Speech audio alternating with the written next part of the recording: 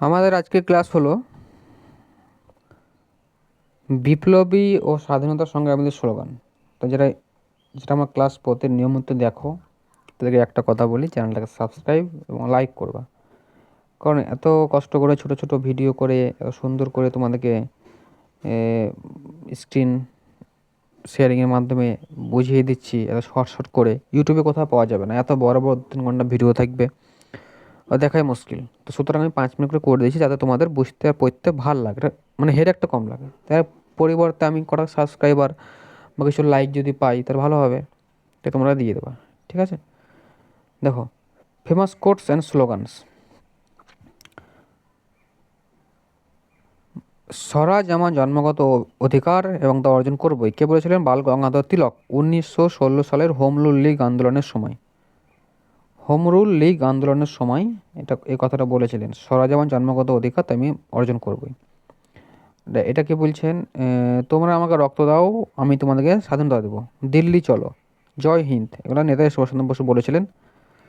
ইনকিলাব জিন্দাবাদ, এটা বলেছিলেন ভগৎ সিং। দেখো, এখানে একটা কথা, যে স্লোগানটি রচনা করেছিলেন হযরত মোহনে, কিন্তু এটাকে জনপ্রিয় করে তোলেন ভগৎ সিং।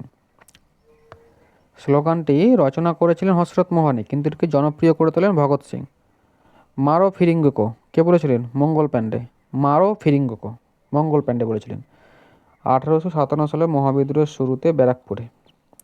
সারে জাহাঁ সে ইচ্ছা হিন্দুস্তান আমারা, মোহাম্মদ ইকবাল এটা বলেছিলেন। ঠিক আছে, কারেঙ্গে মারেঙ্গে বলেছিলেন কে?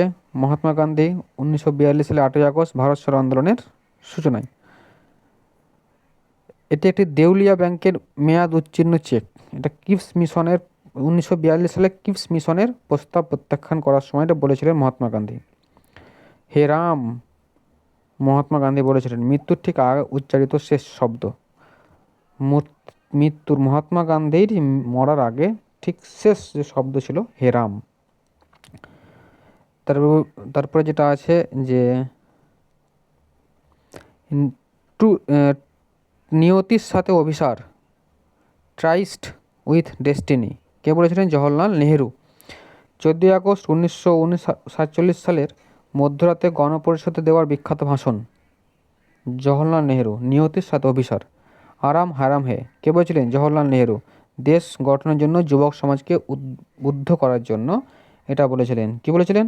আরাম হারাম হে, জওহরলাল নেহেরু বলেছিলেন আরাম হারাম হে। ঠিক আছে, এবার বলছে যে আরও কিছু দেখো উক্তি আছে।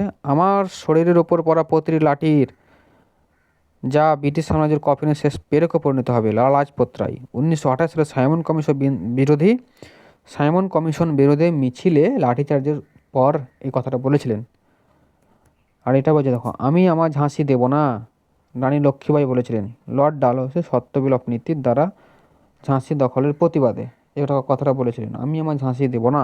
কে বলেছিলেন? রানী লক্ষ্মীবাই।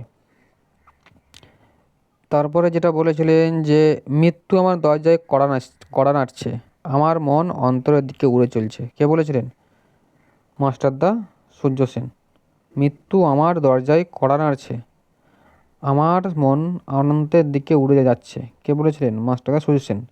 ফাঁসির আগে দেশবাসীর উদ্দেশ্যে লেখা শেষ চিঠিতে। আর বন্দে মাতরম বঙ্কিমচন্দ্র চট্টোপাধ্যায়। আনন্দমঠ উপন্যাসের গান যা স্বদেশী আন্দোলনের মূল মন্ত্র হয়ে ওঠে। বন্দে মাতরম, এটা হচ্ছে একটা উপন্যাসের গান, একটা স্বদেশী আন্দোলনের মূল মন্ত্র। ঠিক আছে, তো এতক্ষণই পর্যন্ত করো, বাকি ক্লাসটা তো নেক্সট দিচ্ছি ক্লাস।